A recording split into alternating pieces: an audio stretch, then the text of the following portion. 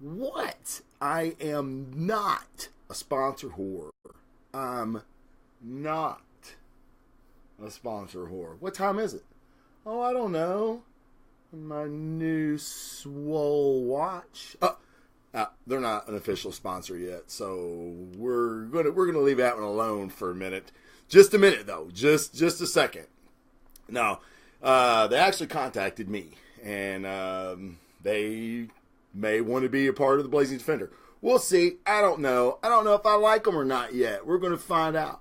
But, guys, got a good show for you. I hope it works out.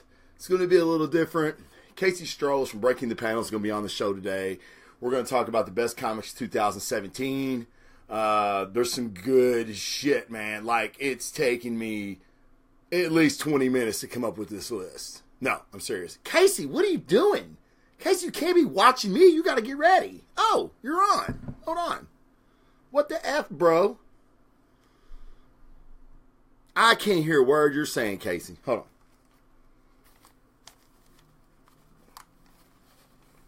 Casey. All right, hold on.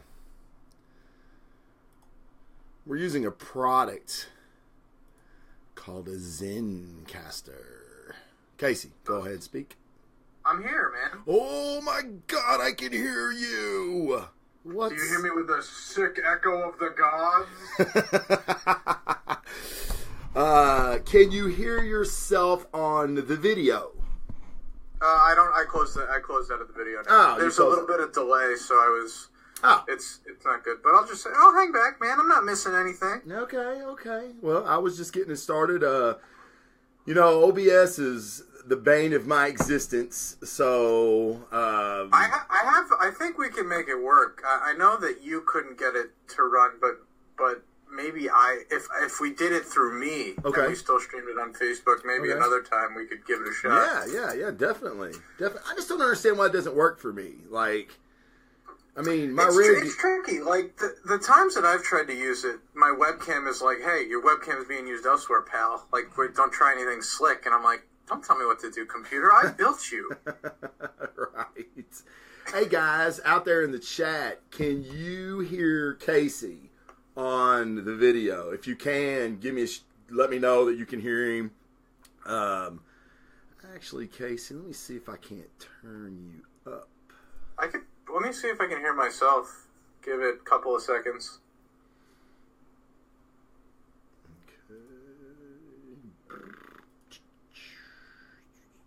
Oh, yeah, I sound like I'm coming in through a tin can, but I'm there. Okay, all right. That is the best that I could do with this setup I've got. Man, you know what's fucked up is like, with my mixing board and everything right here, my headphones, everything sounds fantastic. And then, like I said, when you try different shit, and like, especially with OBS, the last time we tried OBS, it just fucking froze, and you know what I mean? Like, I don't know. It just wasn't worth having video if everybody was going to be frozen. You know what I'm saying? No, I'm with you. So we'll get that to work, though. We'll get it to work. Yeah, that is like my goal. One of my goals for 2018 is to fucking make OBS my friend. Like, I'm tired of hating on OBS. I know a lot of people love it. I want to love it, so we're gonna get it done. Is it almost 5 yet? No, we still got a few more minutes. So what's been going on, man? What the hell? Nothing. I've been trying to fine-tune Breaking the Panel. We had all those... that sure really needs help, Travis. Good fucking luck on that.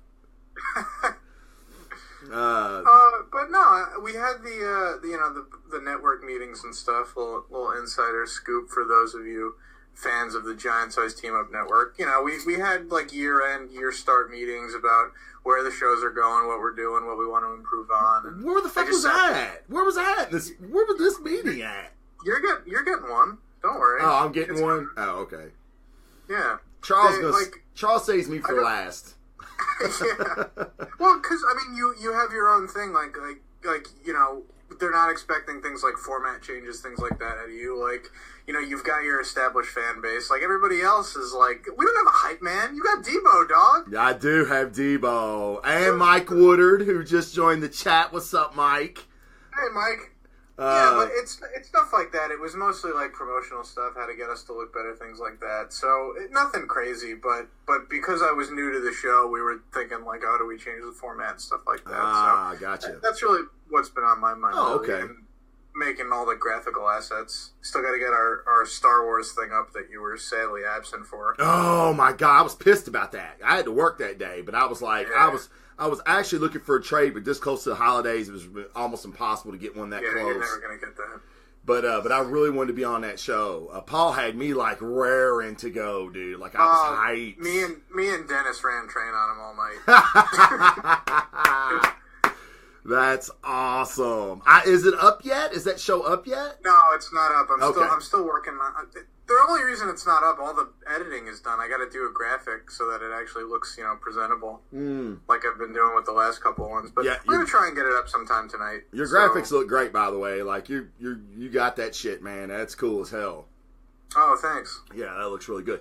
Real quick, Mike Conrad is in the chat. Mike, I believe it's your birthday today, brother. Big Blazing Defender, shout out to you. Happy birthday, brother. I hope it's a good one. I hope everybody had a great Christmas and a happy holiday. We're a couple minutes away from starting the actual show. What you're seeing now is kind of like some behind-the-scenes shit. You cannot see my co-host. We'll just pretend like Gladiator Hulk back here is my co-host today.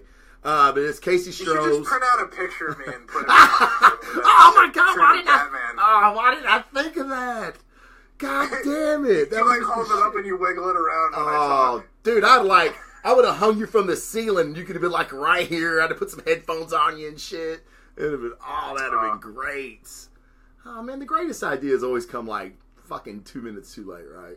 Man, preparation is 9/10 of the law or something. Dude, however the saying goes. Yeah, right. I'm the worst prep guy ever. Like, that was one of the reasons my preview show, which basically Ryan Johnson shot the shit, but my preview show I did for The Last Jedi, like, I was in the hospital with my wife, and I was, had nothing to do while she slept, so I'm like, I'm going to do this preview show for Star Wars, because I had so many ideas on where the plot could go, and all these plot lines. And I had like 9 pages of notes for that show.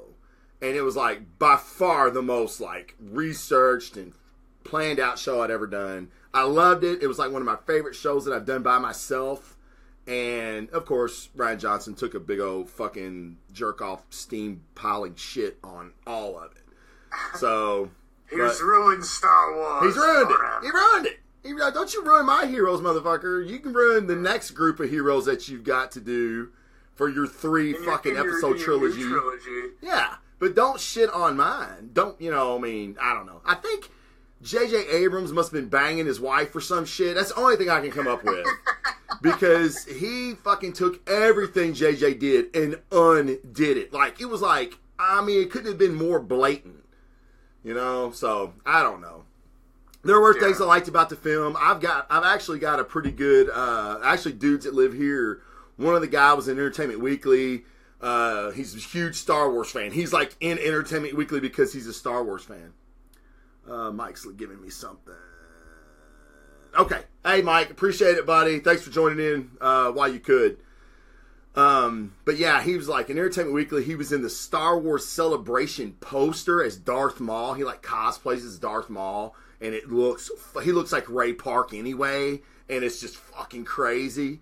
But he's like this big Star Wars fan. He reached out to me. He's like, look, he's seen my first video, my initial reaction, and he reached out to me. He's like, hey man, I wanted to call you to vent, but then I seen your little video, and I think we're going to be on opposite sides of the fence. And I went, no, we're not.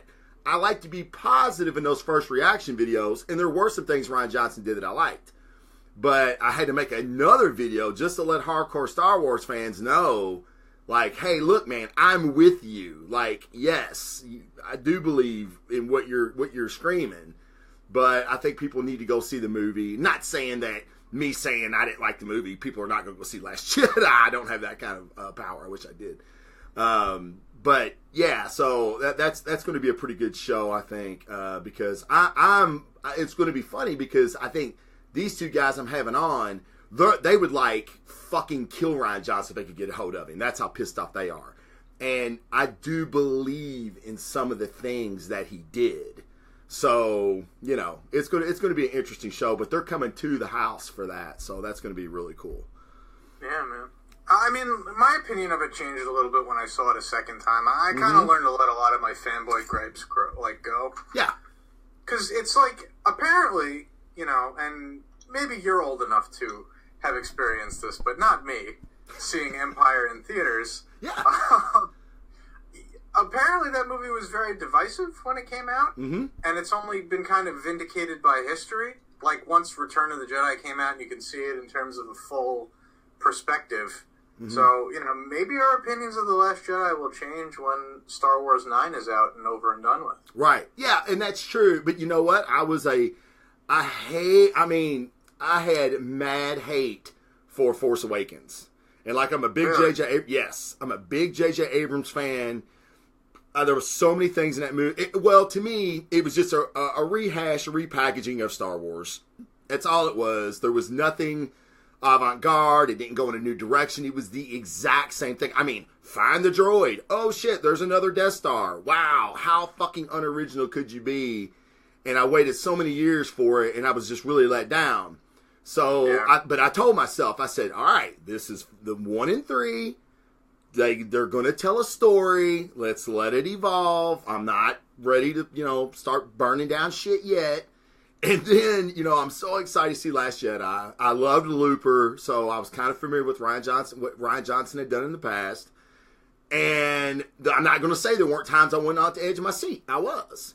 But, like, the canon that has been established, and let's just say 6 movies.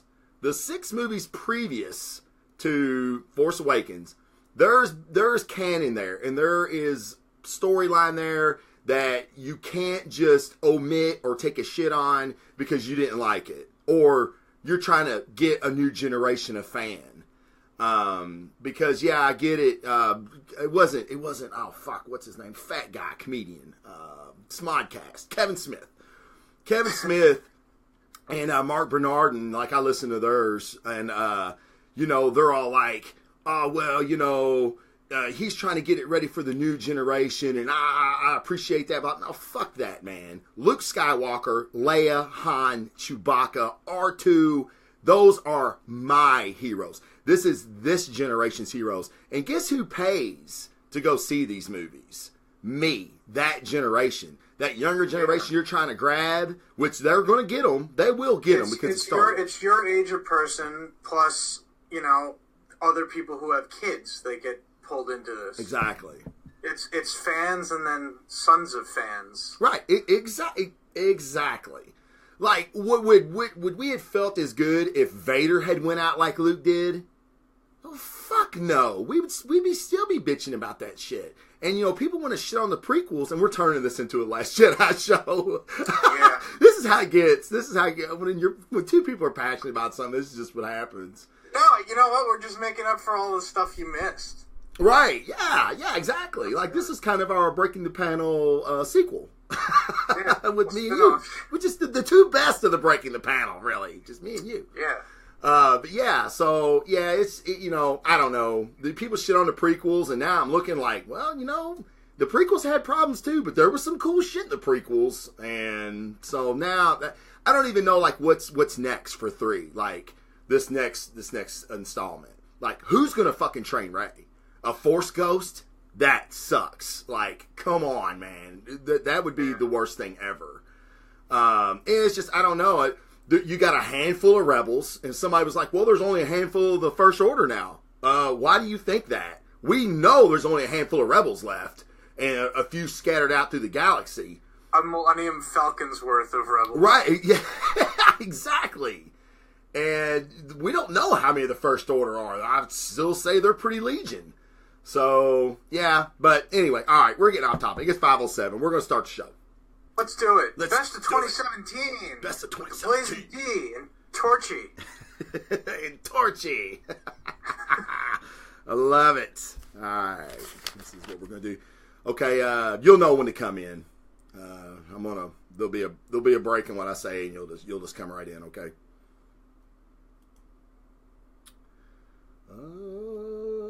Looks like we're recording. Mike, what's up, Mike? This is BDR 59, Best of 2017 with Casey Stroz. Just like the beer, right, man? Have you ever drank Stroz beer, by the way? I don't think so. Really? Have you ever heard of it? Oh, yeah, for sure. Oh, That's okay. how I tell people it's supposed to be pronounced. That's how you tell people it's supposed to be pronounced. Okay, good. Yeah, Stroz, like the beer. Yeah. When the first time you said it, it's like, yeah, it's like Stroz. I went, like the beer. Well, I'm a redneck, so we all know what that shit tastes like. All right. Get rid of this. 1, 2, 3.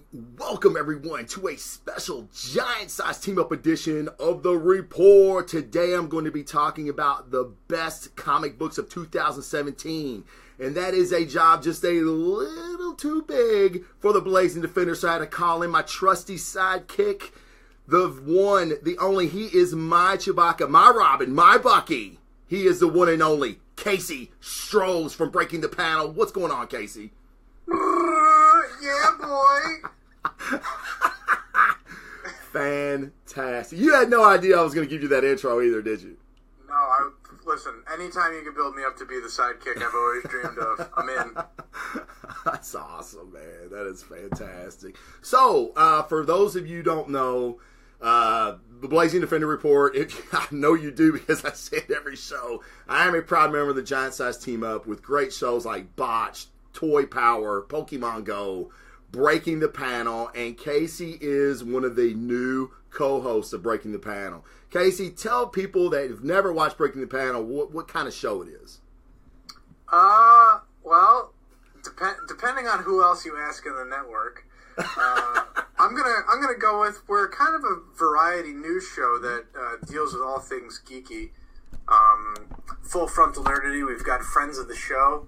There's a lot of hashtags that get put in there, but if you're looking for most of the hottest news and stuff that you care about, feel free to check out Breaking the Panel. It's comics and TV and movies and celebrity stuff and pretty much anything you want to shake your pop culture stick at every week. I agree, and I will add to that there's two other co-hosts, Paul Klotz, Paul Klotz, and the big guy.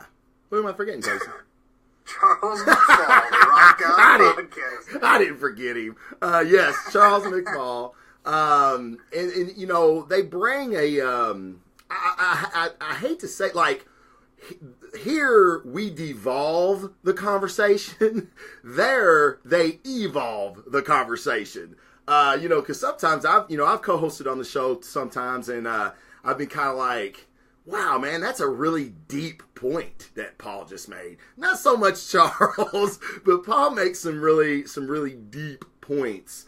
It's actually like, it's a show that I listen to. Like, it's I'm not saying I don't listen to other shows on the network. You've only got so much time in the day, especially when you do your own show and developing another one. But it's a fantastic show. I really enjoy it. Casey is not just blowing smoke because he's on my show. But I think he's going to be a very great fit for Chris Wisdom, who's leaving the show because he's being deployed in February, I believe. Is that right? Is that right, Casey? Yeah, he's taken off, but he might be around if we do a Black Panther panel. I'm still on the fence about that, so he may have one last hurrah. That'd be great. Past the Last Jedi panel. That would be fantastic. Me and Chris give each other, he's like my little brother. I mean, like, honestly. We've only met one time now at Dragon Con back in September, and he's like my little brother. Like, we give each other so much shit. Like, you wouldn't think we like each other. Like, if you were an outsider listening, like, holy shit, these two motherfuckers getting ready to fight. I feel sorry for that little guy. He's going to get fucking mauled. But I love Chris. Chris is fantastic. He's serving our country, and he's getting deployed in February. So Godspeed to Chris, and I want him to come back safely, and I would love to see him on a Black Panther panel. That's kind of fucking hard to say. Okay, guys, real quick, I got some sponsors I want to talk about. They make this shit possible for me. Collector Zone, collectorzone.com. I've kind of smashed its banner down a little bit because I want you to see the fucking shirt, yo. Check the shirt out. Collectorzone.com, guys, for all your collectible needs. They've got Mezco, Funko. They've got the best in collectibles. Check out their website. They got a ton of stuff. And check this shit out. This is what kind of sets them apart from all the other collectible retailers. If you can't find something like a Funko Pop, how many Funko Pops do you think there are in the world, Casey?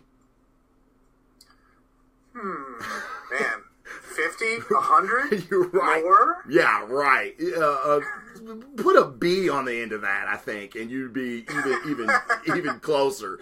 There's billions of these fucking things, man, and they're really cool. And they, like, when they first come out, I was like, oh god, what the fuck is this shit? Like, is this like a kid's toy or some shit?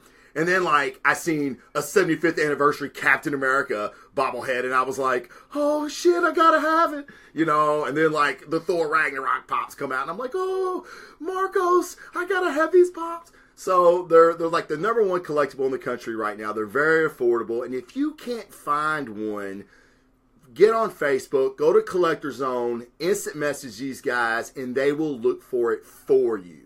They're out buying some of the exclusives, like the store exclusives, the con exclusives, and they will look for you for and that sets them apart, and that makes me love them that much more. And they've got some high-end collectibles like Mezco. Mezco makes fantastic action figures, like action figures for rich people.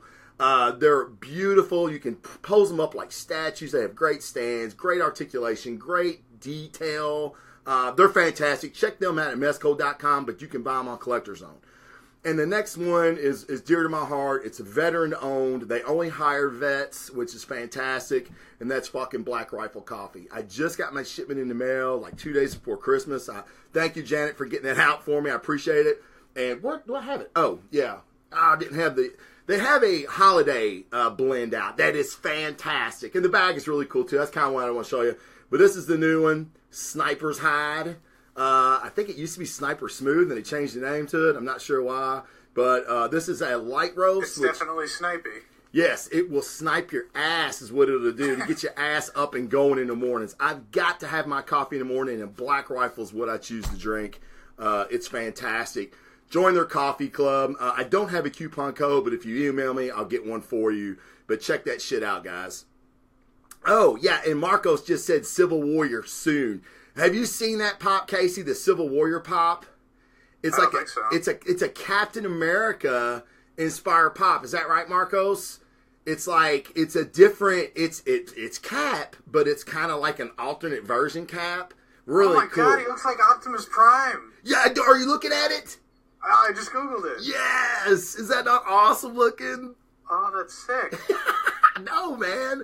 I'm like, dude, I email Marcos. I'm like, dude, I sent him a picture. I'm like, can you get this? Yeah, I can get it. Money, and as soon as it comes in, he'll ship it to me. So, yeah, Collector Zone, Black Rifle, check those guys out. Okay, enough of bullshit. Casey and I have our best of 2017 comic list. I don't know about you, Casey, but this was kind of a rough one for me. It hasn't really been a great year for comics, to be honest with you. I totally agree. But that's the reason now, and this is the reason that I didn't make it a top 10, because we could have done that. Because I have some would have been a real uphill battle, I'll tell you. Well, I have some honorable mentions, and we had some criteria that we wanted to follow, guys. And I know some of my listeners are like new to comic books. Okay, and like you're my audience, like you're the guys, like I love the hardcore fan. I'm always going to love you because I am hardcore and you know that. Casey's hardcore, but some of the people like they come to me because they want to know more about this character, that character. Their kids are into this character, that character. So I kind of padded my show after that. So don't you love being that guy though? Like when yes. you enter a room, people are like, "Hey man, my kid really wants to get into Batman. Where do I start?" And you're like, "Bro, I got you. It's the Tom King run. Yes. Start from the beginning at number 1. Like all about it." Yes, you know what's funny is there is this is totally off subject. I know I have some firefighters in the chat right now, so they're going to get a kick out of this. I am on the fire department here in Louisville, Kentucky, and there is a guy that I came in the fire department with almost 20 years ago. In March, it'll be 20 years. We came in together, and he's not the most liked guy. Like, for 20 years, he hasn't been the most liked guy. We actually lived together for a while after the academy. Like, we all got a house together. Had a lot of fun. He is a different individual. And when people go, oh, I hate that guy. I'm like, yeah, I get it. Like, there's times I wanted to punch him in the throat, too. I totally understand. But I love him. We've had bar fights together. We've, picked up each other's bar tab together. I mean, we're guys, and we've bonded that way. Well, he's taking a chief's job in another state. So he's actually a district chief, which is a pretty high-ranking officer in my fire department. He's at my firehouse, but we're on different shifts, but we see each other coming and going. So in the mornings at the coffee table, if you don't know, everything's talked about. Like, all world problems are solved at the fire department coffee table. Like, we all sit and drink coffee, we all bitch, we all talk about stuff, and we solve all problems. Well, this guy comes in, I almost said his name. This guy comes in, and, like, he's been talking to me a lot anyway lately because he's taking this job. I don't know why, I have no idea why. And he started talking about comics to me. And everybody was like sending me text. We're all in the room now, and everybody's sending me text. My phone is blowing up, and I'm looking at my phone, and they're like, "Holy shit! This guy's gonna miss you, man. He's talking to you about comic books. Like, this is the last guy in a million years you would ever think would talk about a comic book movie, a comic book." But he was asking questions, and he was like really into it, man. So it was kind of cool. So my point being is, yes, Casey, I do like being that guy. And it kind of showed the other guys there a different side of this guy that they haven't never seen before. You know what I mean? Like, he's everybody else. He has likes, he has dislikes, he has feelings. You know what I mean? He's kind of an asshole, but he likes comic books. So he's good in my book. But yes, I do like being that guy. So in saying that, we did have a little bit of a criteria.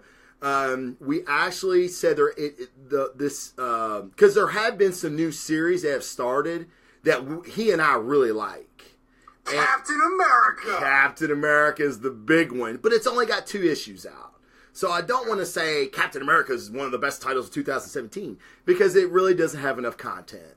Okay, and like, I'm looking at my list, and so that said, those 2 issues, if you're not reading Cap, jump on it now. Oh my God, yes. Mark Waid, Chris Samnee, killing it as always. They killed it on Black Widow, they killed it on Daredevil. There's nothing these 2 guys can't do together that isn't like instant magic. Yes, that Black Widow run, like, they've been talking about a Black Widow movie forever, and I'm kind of like, what would it be about? When Sammy and Wade got on the book, this is what the movie would be about. Like, I was like, oh my God, we need a Black Widow movie now. Like, it's got to happen. It's the only run of Black Widow I've ever picked up. Yeah, of course. I loved it. Loved it. And when I heard they were getting on Cap, after Cap's kind of had a rough 2017. Maybe the worst year he's ever had. In 75 years, the worst year. Thanks, Spencer. Really, really appreciate that. But this team on them is fantastic. We're going to talk a little bit about those 2 in our best of 2018 little preview that we're going to give at the end of the show. But so that was kind of some of the criteria. Like, I want you guys to be able to go and buy the trade paperback of this run that we're talking about. And that way, it's a trade paperback for those of you who don't know, for first-time watchers. It's a collected version of these single issues. Like, it's a collected set, all in one. Usually anywhere between 5 and 8 issues, maybe up to 12. But when you hit about 12 issues, you'll probably get a hardcover out first. Yeah, and like, even some of the smaller runs are coming out in hardcovers, which is really, really nice if you want to display it like in a bookcase or something. And they don't get all fucked up too. So, and usually the artwork is really fantastic on the hardcovers. You're going to pay a little bit more, but it's totally worth it. And I do believe, like everybody in my list, that there is that trade available. So, and I think in my notes I have which one I want you to get. So, all right, Casey, if you want to, I'll let you start since you're the guest. If you want to just go through maybe like 2 or 3 of your honorable mentions. Okay. My first honorable mention, well, we already talked about how good Cap is. The only reason he's on an honorable mention is because there's not enough of them yet. Right. My first honorable mention is going to go to Uncanny Avengers. Oh, good one. Yes. Yeah, which is in its, I believe, third volume now. It started off like in 2012 by Remender and Cassaday, and it was the original premise was it's sort of an Avengers team that's half X-Men, half Avengers, and it's called the Unity Squad. Right. Which is really something that kind of should have been done for years and kind of was. Like, you know, Beast was an Avenger for a long time. Wolverine's been an Avenger pretty much nonstop since like 2004. But now it's like you got Rogue, you got Scarlet Witch, you had Havoc for a while. Like, it was, you know, it was a pretty solid team and a really great book. And then Volume 3 comes around and you get guys like Dr. Voodoo, Hawkeye's on the team, Quicksilver's in there. It's a great lineup of characters. They all get a lot of development. You get Cable and Deadpool on the same team. Yeah. And it's not the first time we've seen them together since that book ended in 2006, but it's the first time that, like, they're together and it really has that team-up feel again. Right. Also, the art on most of this volume is done by Pepe Larraz, who is awesome. so good. Other things he's done, if you're reading the Star Wars books out there, he did, I think, the entire run of Kanan. I don't know if it was Kanan the Last Jedi, but it was the book that tied into Star Wars Rebels. Oh, yeah, okay, right. Yeah, that was super good, too. But, yeah, this book is everything I've wanted in an Avengers book. And, I mean, it's got Rogue as the leader of the team, and she's always been my favorite X-Man. So yeah, and actually in the Volume 1, correct me if I'm wrong, but didn't Cap, like, made her the leader. Yeah. Like, that's hard to do. It's hard to lead a team when Cap's on the roster. Right. But she did a great job. He's like, listen, if this is going to work, you know, we've got to have some new leadership. And it was... Like, she was as surprised as anybody, because she almost got into a fight with the Wasp because she put up a picture of Xavier in the Avengers Mansion. I remember that, yeah. Yeah, she took down a picture of, like, the original, like, 5 Avengers and was like, all right, we're putting up Charles because we're all doing this in his, to his legacy, because he was dead at the time. Back now, though, if you've been reading Astonishing X-Men. Yes, oh my God. Which is my number 2 honorable mention. Ah, nice segue. Look at that transition. I'm like a real professional on this show. That's astonishing. It is astonishing, the current volume, right? I'm not losing my mind. Right, no, it is. Yeah, okay. So the latest volume, which is called Life of X, the first arc just finished. So I feel like it's safe to talk about. Yes, absolutely. Yes. Solid lineup. You have Old Man Logan, because regular Wolverine is back, but not he's yet. Not in anything yet. Right. Yeah, like we've seen him in Legacy, but that was it. Right. But you got Beast, you got Phantom X, you got Rogue again. You have Psylocke, and Gambit. And Bishop. Oh yeah, you have Bishop and Angel. So the team gets together and they fight. They're fighting the Shadow King. He's back, and he's like this psychic parasite that's seeping everywhere. And for those of you who don't know, the Shadow King is like one of the original X-Men villains. Like, I remember, like, my first experience of comic books, my dad would buy me X-Men because he was a big Wolverine fan, so therefore it made me a Wolverine fan. And I remember that Shadow, the first time I seen the Shadow King, and him and Xavier were battling in, like, Dubai or wherever they're sitting in a bar, like, at 2 separate tables just staring at each other. Yeah, and the whole time they're having this huge battle, like, in the astral plane. It was fantastic. I remember being a kid, not really knowing what the fuck I'm reading, but I'm like, oh my God, this is awesome. Yeah, that's I love the Shadow King. X-Men 117, that's a classic Claremont Byrne issue. That's the good stuff. That's the good stuff, man. Classic. Yeah. The Astonishing is a really good book. Yeah, I'm looking forward to it. The cool thing about that book, too, is that it's... a lot of people don't like it because I know a lot of my friends really like consistency in their comic books. So if, like, you have one artist, you have him do a whole arc. This one had a different artist for every issue. Yeah. Which was kind of neat, but you had a bunch of A-list guys. Like, you had Jim Chung draw the first one. Right. And you had Deodato draw a later one. Yes. Did McGinnis draw one? Yes, McGinnis drew the second issue, I believe.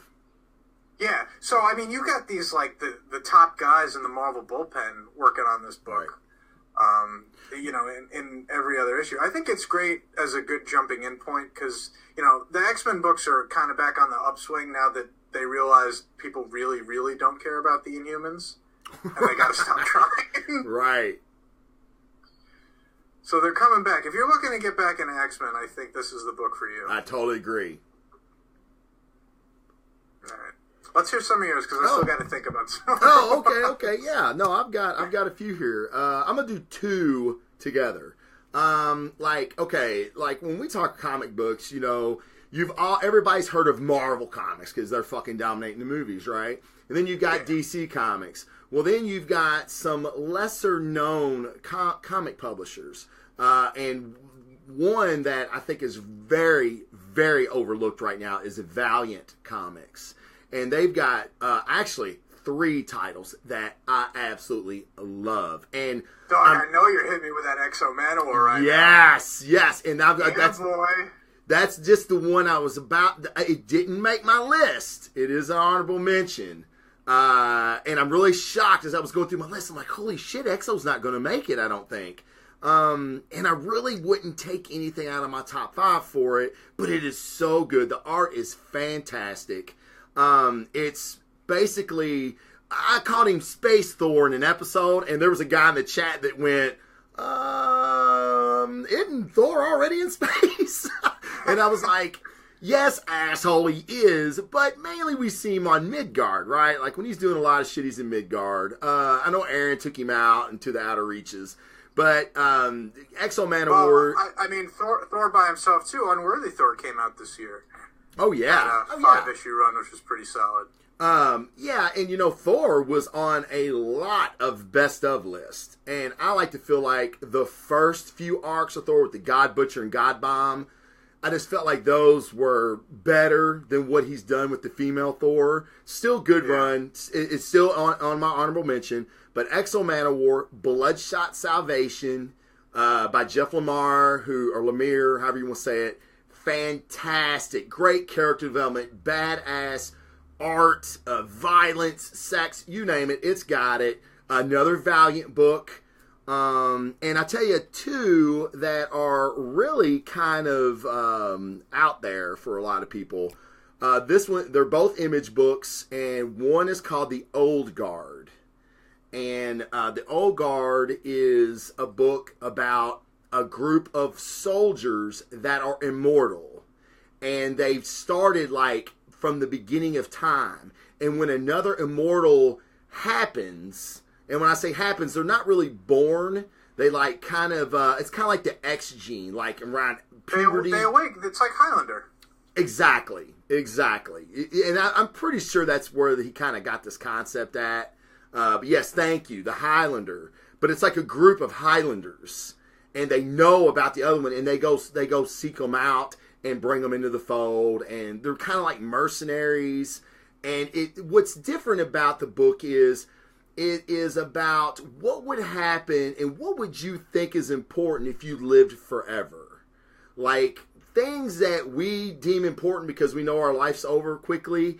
When you live forever, you don't really look at things the same way other people do. And it's really interesting when you get a group of mercenaries that are taking jobs that have this outlook. It's a really great book. The art's fantastic. It was just a very original idea. So check out The Old Guard. I know the first volume's out. It's really, really good. Thor is on my list, of course.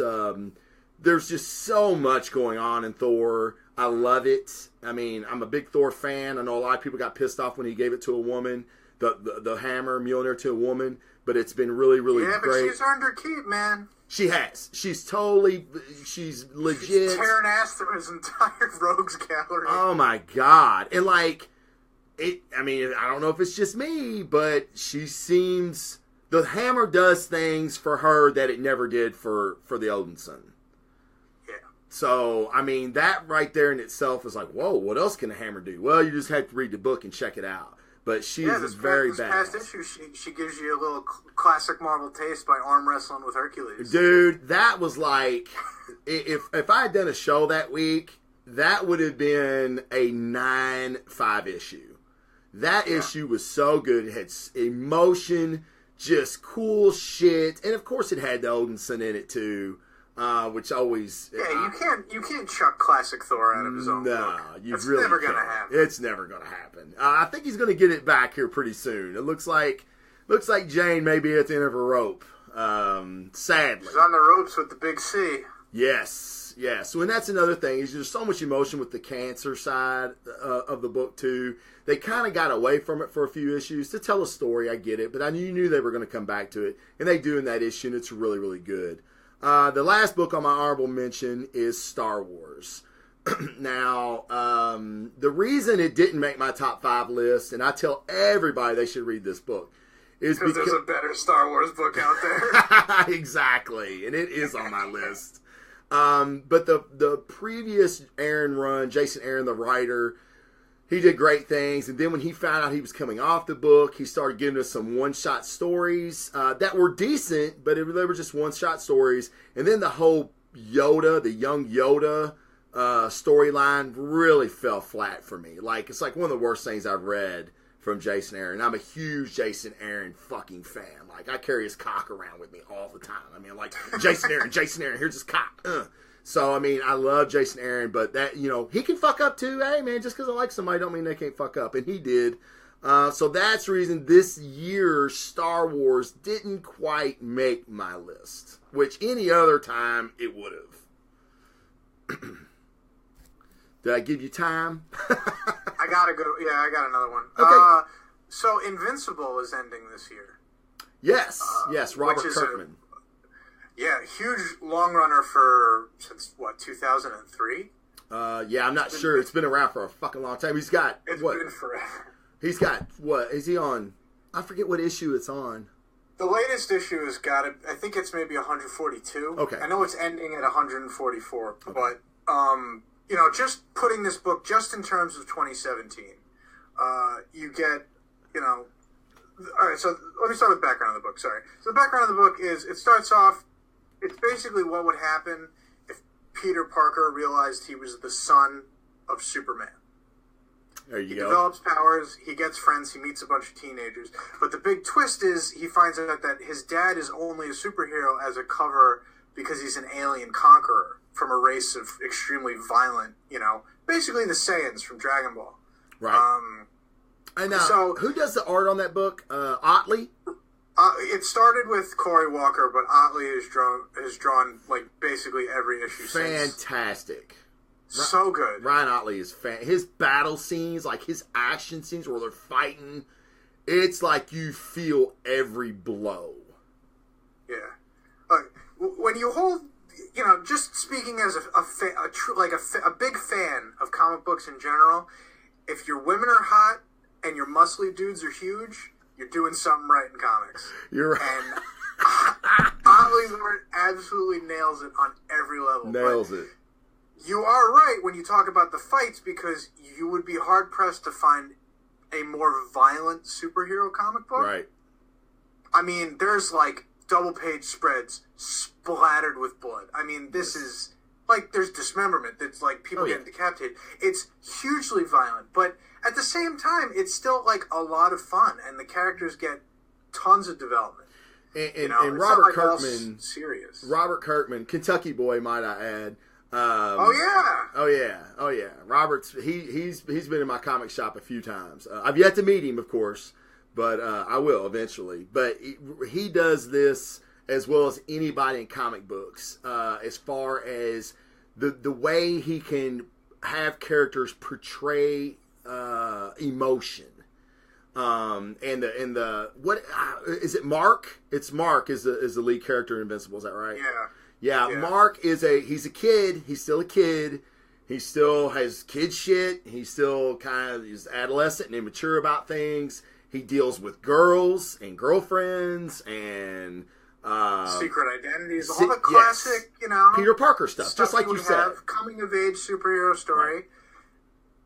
But by the time you reach something like issue 140, 142, he's got a wife, he's got a child, like he's missed out on parts of his kid's life because he's been a superhero, right. doing, having adventures that most other comics wouldn't overlook, like time travel and alternate dimensions and things like that. And this book has always been pretty big on bucking trends and stuff. Like even if it was just for like a joke or something, like when Marvel or DC were like rebooting their universe, as they tend to do every couple of years, they had a story arc where Mark is given the chance to go back in time and save the world, like, because he has a knowledge of history, like he could prevent like big disasters from happening before they do, but it would mean he never gets the girl and he never has a kid, and so much of what made him the hero that he is would be gone, but the world would be a better place. So, does he make the selfish decision? Does he not? They have stuff where, he gets a minority replacement because, the Miles Morales Spider-Man was big at the time, and, people were on the fence where it's like, oh, is Peter Parker going to be gone forever? And this book, it gives you the niceness of, it's like, well, this is what would happen if, you put a woman or a person of color in this role, like how their experience as a superhero would be different. But at the same time, the classics are still great on their own. And it's like it's an upbeat story. It doesn't like drag its feet. It's not very ham-handed, but it's got its finger on the pulse of comics. Right. Yeah. So, and Kirkman's good at that too. And like, he'll poke fun of like other stories that are going on in other companies' comic books. And it's like subtle, but you're like, I see what you did there, Robert. Yeah. What do you mean you're starting your book over with a new number one? It's like, well, people will probably buy it. What do you mean probably? Right. All right. Well, you ready to get in your top 5? Oh, I'm so ready. I'm down. Right. Let's do this. All right, man. You're up. Number 5. Damn it. I had him in any order ranking. Give me a hot shake. All right. I got it. All right. Number 5, I'm going to go with Black Science by Rick Remender and Matteo Scalera. Okay. I've talked about it on this show before. Yep. I've thrown some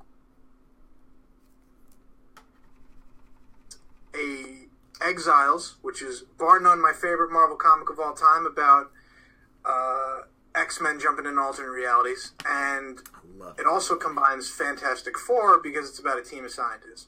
Okay. So Black Science is this great blend of a dysfunctional Fantastic Four meets X-Men meets Sliders.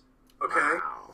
It's got everything I could ever want in a comic about, super science and alternate realities and but the real draw is not just all the weird alien species they encounter, the strange worlds they go into. In 2017, this book hit, I don't want to say a benchmark for me, but it went to a place where the main character, Grant McKay, has gone through so much. He's lost his family, his friends, everything in the name of science and his pursuit of discovery.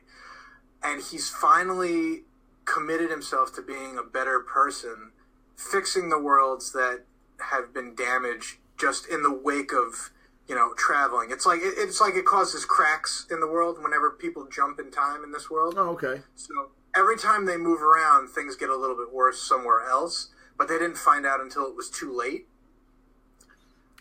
So now you've got like races of alien conquerors that have their hands on this technology trying to use it for themselves, who aren't aware that even if they succeed in conquering all of reality, it's just going to collapse in on itself. Right. So it's kind of like the classical time travel paradox. Like, oh yeah, you can't if you're going to do it, you're going to fuck up eventually. Right. Jason Rivera in the chat is asking if it's like The Librarians, the TV show. I'm not sure if you're familiar. I've never seen it. Okay. I'm aware of Black Science, but I've never read it, Jason. But yes, because basically the Librarians, they have this library where they go through and they change events in time because there's been a fracture in the time continuum or time travel continuum or whatever they call it. And they're basically going back, and it's kind of like Legends of Tomorrow. I don't know if you watched Legends of Tomorrow, Jason. But also imagine that the characters have no control over where they go. Right, yeah. See, the librarians do, so... Yeah. Yeah, yes. Yeah, it's like Quantum Leap or Sliders, where it's it's just kind of random every time, and they have to, they get their feet, they jump in with both feet, and they got to figure it out as they go along. But so he gets back in touch with his family, and you find out that, now some of the main characters are not who they say they are. It's really coming to a head, and I think this book is actually going to end in the next year, which is, it breaks my heart. But, oh wow, I didn't know it was ended. Yeah, well, that's a widely popular book. Yeah, it's like a lot of indie books. It's like they tell their story, and then they don't want to give you too much of a good thing. So, like Seinfeld, they end it while they're on top. Right. Yeah. Yeah. I'm sure he's doing. Sorry, what were you going to say? Oh, nothing. You last time you were on the show, you really talked about it. I've got another friend, Big Sam, who's one of my co-hosts on Meatheads on Movies. He's a big, I asked him about his top 5, and he was like Black Science, and I was like, man, fuck, there's so many books out there, guys, and this is one book that I keep telling myself that I'm going to read, and I'm going to read it. And Southern Bastards, man. What? Oh yes. Yeah, that's on my list too. It's right here.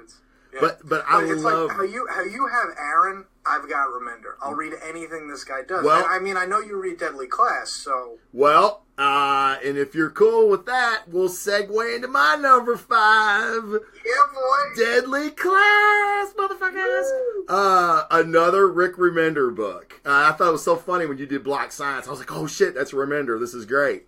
Yes, written by Rick Remender, art by Wes Craig. I like the books on my list. One of the criteria for me, and I'm sure it was for you too, Casey, that I get excited when I see an issue on the shelf, because I don't look and see what's coming out. I kind of like to be surprised. I have them on my pull list, so I know I'm not going to miss them. But when I walk in the comic shop and I take a look, and I'm like, fuck, Deadly Class, yes. That's I get this week. Oh man, what's that? When you see it on the shelf and you're like, that's out this week. I can't believe it. Yeah, right. Yeah, it's like, oh my god, I feel like I just read it. You know what I mean? Because I reread it. I love this shit, man. Let me tell you what it's about. It's set in San Francisco in the Reagan era of the 80s. All right, and what's so cool is, man, it captures all the anger of the youth at that time. It's like my generation. Like, I grew up during the fucking 80s. I'm an 80s kid, so I remember all that shit, man. And it's weird to say that music plays a role in a comic book because there's no audio, right? But it really, really does. You've got oh my god, I had all these. There's a character right now. His name's Helmut, and he's from Turkey or no, he's East German. East German, yes, thank you. And he's like this metal head, classic 80s rocker shirt, blonde hair, and he's constantly reciting lyrics to heavy metal music, and him and another girl who's kind of emo. She's very much into the Clash and shit Depeche Mode. Yes, Depeche Mode, and he's telling her why it's fucking trash and she needs to be listening to metal. But that's not what the book is about. But it does hit on where those. They're on the road listening to music and getting high. Yes, amazing. And that's another thing I was going to say. This is a very adult book, sex, drugs, violence. It's not for your kids, but it is about kids that all go to the school in San Francisco. It's called the King's Dominion School for Deadly Arts, and it has all the entrapments of high school. It's got cliques. It's got your high school insecurities. Remender does a fantastic job of creating characters that you care about. In this book, a lot like The Walking Dead, no character's safe. From the first arc, there is a hero. I say a hero. There is a lead man. By the end of that arc, there is no lead man. There's very few fucking people left from the first arc. It's crazy. No one is safe. No one is safe. Not one person is safe in this book. So don't get attached to somebody, but see, that's where Remender get you. You do get attached to these people. It's like, I thought Helmut was going to bite it a couple issues ago, and I fucking was like, I was sweating by the time I got to the end of the issue. And I'm like, 6 guys at once. Yeah, he's a bad motherfucker. Out of his ears. He's a bad motherfucker, man. I love him. He's like one of my favorite new comic characters. But Deadly Class, it's a fantastic book. Yeah, I've said it all. I'm looking at my notes. What's really cool is the Dominion School, or the King's Dominion School, it's all underground in San Francisco, right? There are actually buildings like that in San Francisco that have been covered or recessed or whatever you want to call it from earthquakes. Like, there's entire structures underground in San Francisco. So that's kind of cool that Remender took something that's actually, an actual location for the King's Dominion School. But it's a great book, guys. Check it out. The first volume is, I'm telling you right now, you get that first volume, you're going to be fucking hooked on for the second volume. And you read it also, don't you, Casey? Oh, yeah. Okay, so do you like last year's group of freshmen? I would have put it on my list, but I knew it was going to be on yours. Okay, yeah. That's kind of the reason I asked you for your list earlier. So I was kind of like, I don't like kind of the same books. But no, I'm glad you did that. But do you like last year's group of freshmen or this year's group of freshmen better? It's tough because you still get some glimpses of last year too. Yes, you do. Some of them still pop in and out. Oh yeah. So they're still like important, but it's man. It's tough. It's tough. Helmut is some character though, man. Right, he is. Everything that he does is really fun to watch.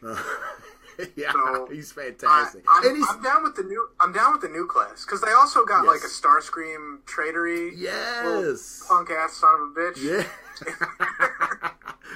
yeah, and there's a lot of humor in this book too. I guess that's something that I really can't state enough because it's funny.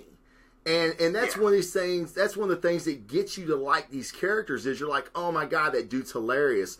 Or there's actually this redneck chick from the South. She's like from the Dixie Mafia. Mob. We bring it up every time. Dude, and the way she talks, you're like, man, she's fantastic. She's totally horrible, but you love her nevertheless.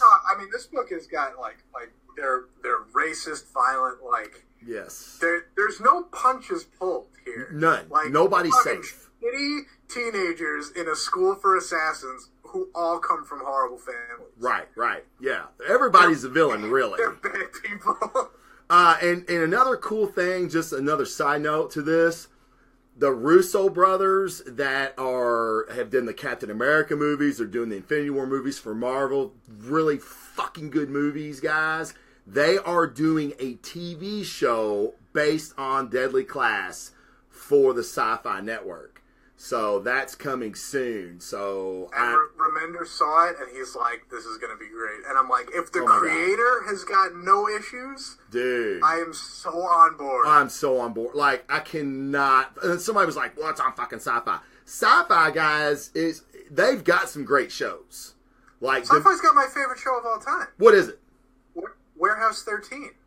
I've never seen Warehouse 13.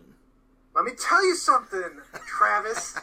Warehouse 13 is like, it's X-Files if it was about history instead of conspiracy theories. Oh. So they find all these, like, wacky, like, cool. Not props, but, like, historical artifacts that all have, like, some quasi-mystical, like, superpower. Yeah. And it's like, you know the last scene in Raiders where they put the Ark of the Covenant in that warehouse? Yeah.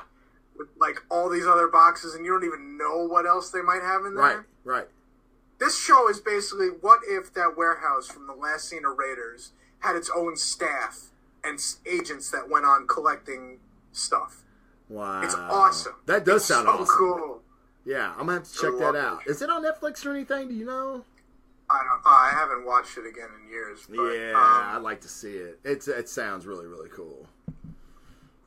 Yeah, but don't undersell sci-fi, man. Sci-fi is like, hell yeah, it's got good shows. Yeah, The Magicians. Like, I love the Magicians. The Magicians, for those of you who don't know, is like adult Harry Potter. Like, okay, magic in the real world, come on. Okay, now I'm not talking like Doctor Strange type shit. I'm talking like Harry Potter magic. And there's a school that they will teach you more magic. And then there's, it's called combat magic. Like, I just did this thing with my arm like I'm doing combat magic. But like, it's... Getting your Strange on right now. Getting my Strange on right now, man. But this is, it's the chicks are fucking smoking hot. And let me tell you, okay, I'm just going to sum it up. Like, you think, it's still sci-fi. There was an episode where a chick had to drink Minotaur cum to perform this spell. Like, this Minotaur, it was a huge joke to him because he's an asshole. They needed his magic, and he was like, I'll give you my magic. And he spunked in a fucking jar. It was like a gallon, and she had to drink it, and it showed her drinking this shit. And she was... It's like that scene in Jackass. Yes. Oh, yeah. But it's a hot chick. It's a hot chick drinking this fucking Minotaur nut, and it's so gross and so hot at the same because it's spilling all over her mouth and shit. You're like, oh my God. Like, I have to rewind this. It's so disgusting.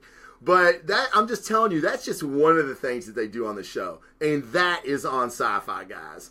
So, Daily Class coming to Sci-Fi. Do not discount. It's going to be fantastic. Minotaur semen, check out the Magicians. Right. All right, man. Give me your number 4. All right. I'm gonna go with. This is a one shot, which is rare for me because it's not often I find just a single book. Like, I got to get a couple issues in to really get into it. Uh-huh. The Batman Elmer Fudd one shot. Oh, which Tom was King. Part of the series of the DC Looney Tunes crossovers. Like, yes. You had your Martian Manhunter, Marvin the Martian one, and yes. Other stuff. But the Batman Elmer Fudd book, it's drawn by Lee Weeks, who, it's fantastic. in my opinion, is the best comic book artist currently drawing. Wow. Yeah, I know. Bold Big claim, statement. right? Bold claim, yes. Hot take. Bold claim. Yeah. But I mean, look, you've seen the guy's art. Oh, yeah. So he's fantastic. Oh, yeah. Everything from the way that he sets up a scene, how it looks, each individual character, the panels. The guy is a modern master of composition. And I don't say that just because I've got his copy of Modern Masters on my bookshelf, too.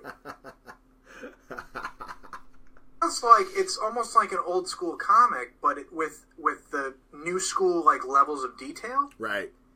He's drawn all these old guys like Ramita Sr. and George Tuska and guys from way back in the Silver Age. Your Burns and all that stuff.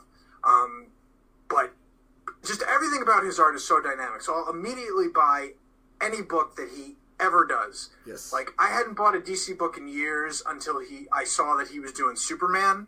Like, he did that a couple issues of Superman where he's married with the pregnant Lois. Yes. This was when I think Convergence was happening. Right. Something. But just beautiful. But this Elmer Fudd Batman book, it sounds crazy, right? Oh, yeah. This is ridiculous. Right. The goofy hunter guy from Looney Tunes and the world's greatest detective having a team up. Yeah, sure. But the way the story is framed, Silver St. Cloud is dead. And both Batman and Elmer Fudd have their own reasons to investigate her disappearance / murder / whatever. Right. And they come into conflict as two, people might in this situation. Just how everything falls together is so perfect, and Tom King is a freaking... if you didn't think Tom King was a genius based on his work from Vision or even what he was doing on Batman, right? Just this one shot alone should endear you to the fact that you can have a serious story with a ridiculous premise, and it completely works. Right. Yeah, and I'll be honest, I don't remember what I ended up giving that book, because I know everybody was just fucking frothing at the mouth for it on Twitter. This is a lot of people's book of the year. Oh, I know. I mean, yes. Big time. I agree with you. I've seen it, and I'm like, really? Now, I'm not saying really what the fuck. Everything you said is true. Like, I thought it was going to be totally retarded, and it was anything but. It was a very, like, but it's not like Looney Tunes either. It's like very adult. There's human versions of all the Looney Tunes right. we know. Oh, and that bar, that bar was Tasmanian fantastic. Devil is just this big burly guy. Yes. Who's like so and what about, mad and unintelligible. He's like snarling. And what about Bugs? Bugs was fantastic. Yeah, as this Weasley gangster who's always talking his way out of situations. I mean, just the reimagining. It was fantastic. And Lee, his use of like darkness and shadow and contrast. It's tailor-made. I would love to see him on Batman, like just to see him on Batman for a few runs would be just amazing. An ongoing Batman. Oh my God, that would just be fantastic. But yeah, I didn't like the ending. I'll be honest. Aw, come on. The ending when she actually isn't dead. Spoiler alert: she's not dead. And then like her reasoning for pitting them against each other, I didn't get it. It's like, you know what it is? It's like any sort of, well, the story is also told, you know, if for those who haven't read it, it's told in like a noirish detective fashion. Very from noir, yes. Fudd's perspective. You know, like, it's like, you know, she had the ass of an angel, you know, but he speaks with his lisp too, so it's more ridiculous. But like any, you know, sort of short film noir story, it ends with a plot twist that may or may not make sense, but is really just there to sort of throw you off. Right. And at the same time kind of make you question, you know, what was this all for? Right. Yes. So it leaves you in this sort of weird, murky kind of question mark area. Right. You know? Yeah, and you know, and I'll be honest, I'm a Batman. That's why I like that ending. You know, I'm a Batman fanboy. And it's like, you're not going to outsmart him. And I feel like he was kind of like duped. And I didn't like him being duped. I'll be honest. I was like, you know what? I don't want to get a no prize for every explanation, you know, to justify why a book is good or why a character acts a certain way. Right. He definitely I think this Batman is a rookie for one. Yes. I get that kind of like he's still a little green vibe. Right. Yeah, maybe. But he definitely underestimates Fudd for sure. Yes. Yeah. Oh, and he does. He's like an unsuspecting limo driver who just happens to carry a shotgun. I mean, because he still looks like Fudd. You know what I mean? Yeah. He still looks like a dumpy little goof. You know what I mean? But he's very capable.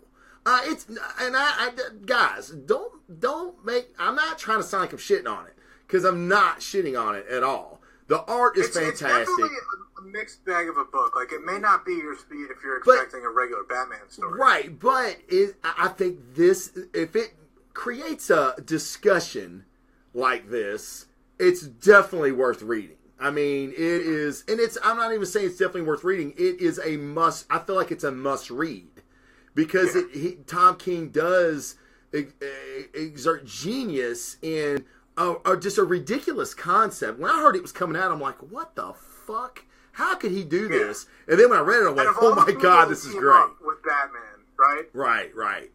Yeah, exactly. Yeah, I totally agree. Yeah. No, if you're looking for a more serious Batman story that is also written by King and drawn by Weeks, what was it, last week? Batman Annual? Yes. That came out? Yes. Good one. Oh my God. Yeah. But technically, it's got a 2018 cover date, so we couldn't put it on our list. Put it on our list. Yeah, but I got it sitting right here beside me. Actually, it's fantastic. I mean, yeah, Tom King, he's fantastic, and he's going to be on my list a couple more times as this goes on. Are you ready for my number 4? Hit me with it. All right, this is a weird one. And no, someone already said it in the chat earlier. Shirtless Bear Fighter did not make my list. I know. I didn't even make my honorable mention list, man. Come on. What am I doing? Look, that book's fun, but it's, you know. It's just what it is. It doesn't leave me hungering for more. Right, exactly. Yeah, like, it's a fun book. It kind of came out of nowhere. And I enjoyed the shit out of it. So, it doesn't mean it makes my list. Come on, man. I'm still a critic, right? All right. This one... Can't give them all 9.7s. Right.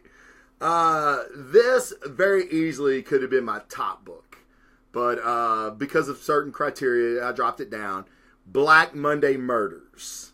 By Image, Jonathan Hickman, fantastic writer, and Tom Coker, who I really wasn't that familiar with until I started really getting into this book. And man, his like Lee, his art he's got that, man, for a noir style comic, which Black Monday Murders is. It fits perfectly. But just to give you, I was trying to, man, this, on my notes, this took me the longest. Because for several issues, you don't know what the fuck is going on. You have no... Yeah, you don't even know why everything collapsed. Yeah, you have no idea. You kind of think of, it's this, and then a couple issues later, you're like, holy shit, it wasn't, you know? But it's a noir horror series about the power of dirty, filthy money. Various schools of magic are actually Palestine banking cartels who control all of society. A secret world where vampires, black popes, enchanted American aristocrats, and hitmen from the International Monetary Fund work together to keep all of us in our proper place. This is the best I could do. I think I kind of hit it all. But you actually follow this detective Dumas who is investigating a murder, and he finds a professor that kind of knows this underground Palestine organization. And there's a lot of reading excerpts from different like emails that people have sent and from these families that are in power. And it's just crazy. It's bonkers.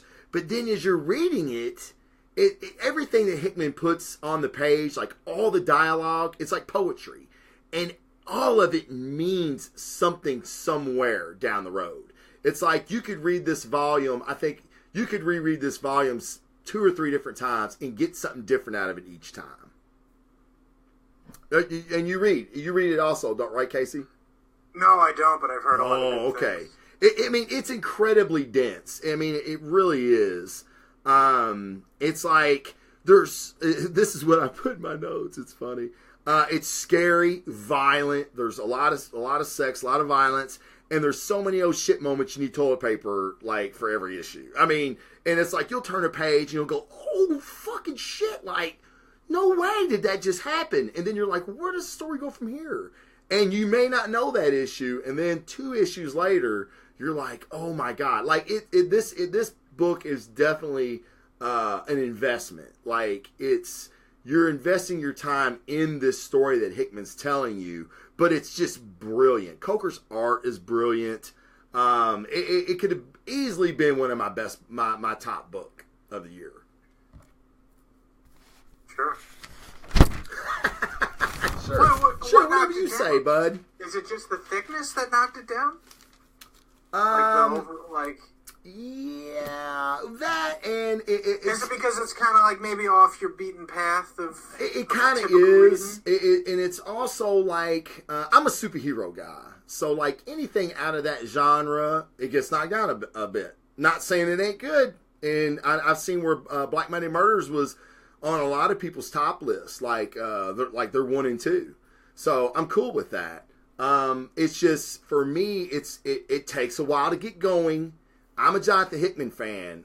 Infinity, the big event that he did for Marvel was fucking amazing, but he took over a year to kind of get that story out. Now I know a lot of that was planned, because he was dropping seeds in a lot of different books.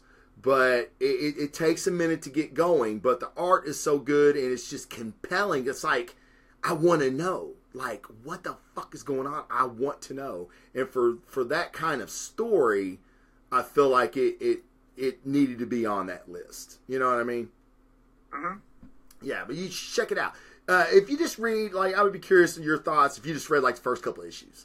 Like, if you read the first couple and you wanted to know more, then you get that every issue. Like, every issue, you get that. And now they're starting to answer some questions. So now you're really fucking frothing at the mouth for more. So I'd be curious of your opinion. on Black Money Murders. Who's your number 3? My number 3. Now this was a tough toss up because I did drop 2 books because I knew you were going to talk about them. Okay. So I'm gonna go with the companion book to one of yours, which is going to be Dr. Aphra. Star Wars line of Marvel Comics. Good. Yeah. Because we know Vader's on your list, man. Yes. Like, there's no dancing around this anymore, right? We got Star Wars, we got Aphra, we know that we're building up to the big man in black himself. Right, exactly. Dr. Aphra is probably the closest thing Darth Vader has ever had to maybe a sidekick. Yes. If you can really put her in that box, although she is so much more as a character. She's a breakout character from the first volume of Darth Vader, which was when Kieran Gillen was writing it. Right. She's an archaeologist, like a sort of a scientist archaeologist in her own way. Basically, kind of running across the universe, or the galaxy, excuse me, when we're talking Star Wars. Right. Bouncing around the universe, having adventures, discovering things, getting in bed with people. It's kind of like how you would write a Han Solo story if he were more of an ambitious character. Right.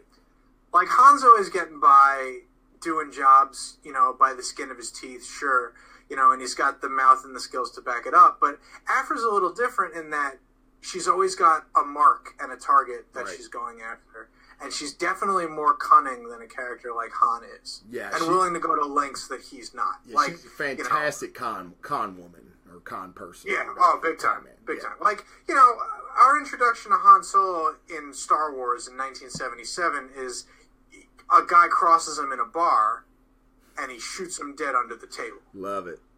Like, yeah, stone cold badass. But then, he kind of, I don't want to say warms up or softens out, as he hangs out with Luke and Leia for a while. Right. But he's definitely not the same sort of cold-blooded smuggler that he is in the original Star Wars by the time he is Return of the Jedi. Aphra's she's lighthearted, but she keeps it pretty ruthless because she's able to run with Vader for as long as he deems her existence useful. Right, and she knows that. Which is... Yeah, and she knows that, and, she's very smart about it.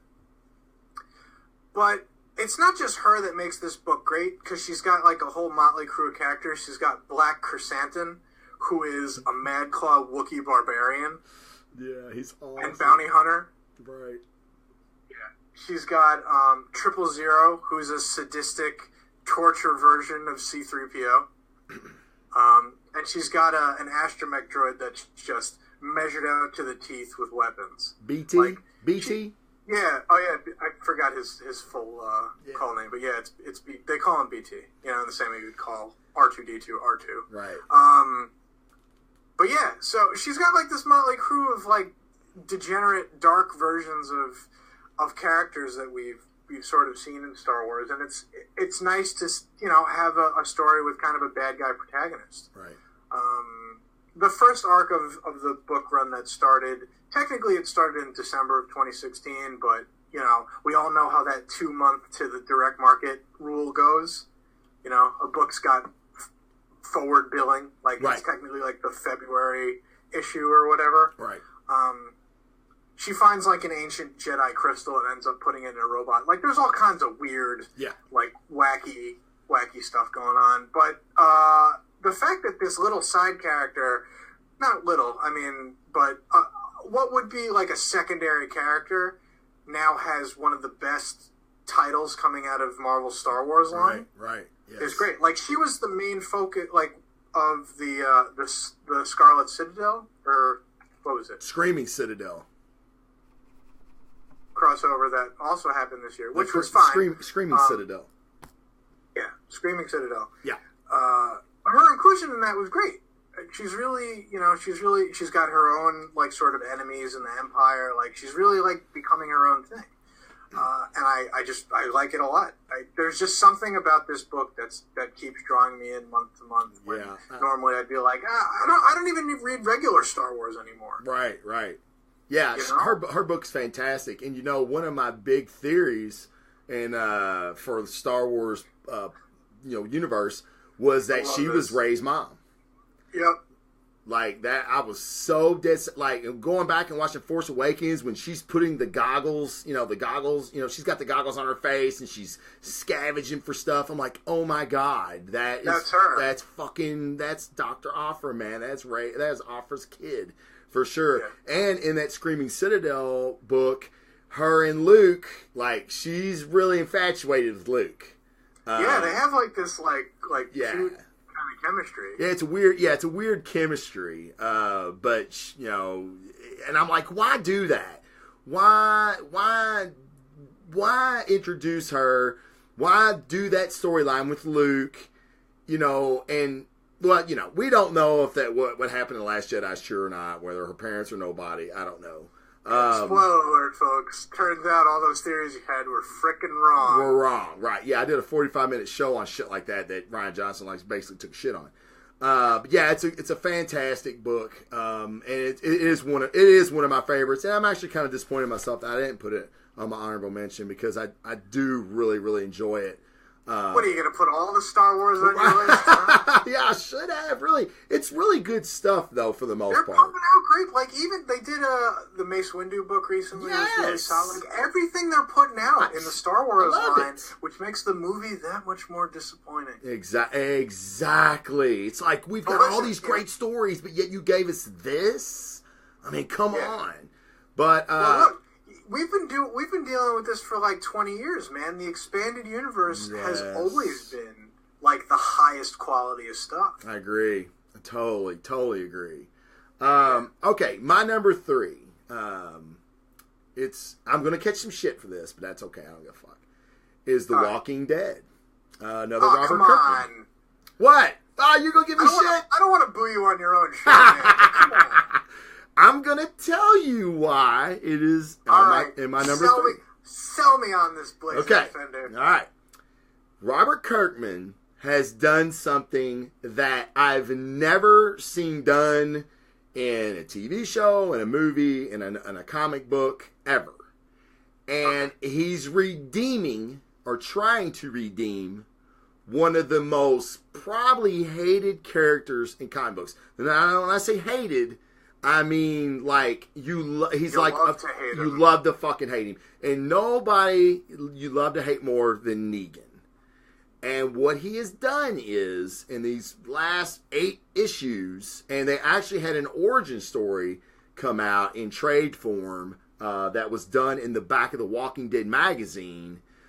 I've never seen this done before. It is fucking fantastic. I don't care how bad you want to hate this guy, and of all the bad, nasty, evil shit that he's done, Kirkman shows you why. He shows you a rationale to his madness. And then, what would it take to redeem a character like that to Rick, to Maggie? And I'm telling you, it works, and it's fan-fucking-tastic. If you don't read, you don't have to read anything till after all out war's over, and the Negan Rick thing. I won't spoil that, but obviously he doesn't kill Negan. Now whether he does in the TV show remains to be seen. I hope he doesn't, because I want to see some of what Kirkman's done in the comic book play out on TV. Because, like, my wife's probably never read a comic book in her life.